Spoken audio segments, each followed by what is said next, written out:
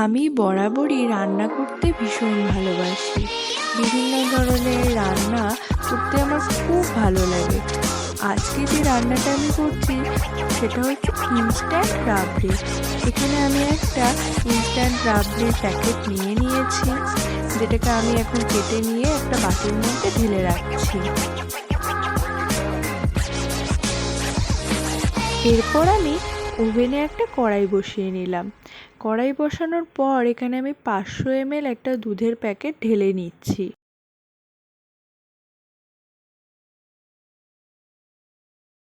দুধটা ঢালা হয়ে গেলে আমি কিছুক্ষণ দুধটাকে গরম করার জন্য বসিয়ে দেব। খুব বেশি গরম করার এখানে প্রয়োজন নেই, হালকা গরম হলেই হবে।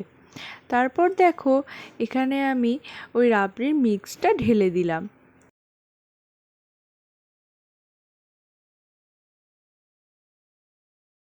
ঢেলে দেওয়া হয়ে গেলে আমি কিছুক্ষণ এটাকে নাড়িয়ে নিচ্ছি। মোটামুটি ওই ঘড়ি ধরে 15 মিনিট নাড়ালেই যথেষ্ট। তারপর দেখো 15 মিনিট পর এটার ঘনত্ব কতটা হয়ে গেছে, কতটা সুন্দর একটা কালার এসছে, কতটা ভালো লাগছে এটা। এখানে আমি তোমাদের দেখিয়েও দিচ্ছি, দেখো ভালো করে। এরপর আমি এটাকে একটা পাত্রে ঢেলে নিচ্ছি সুন্দরভাবে।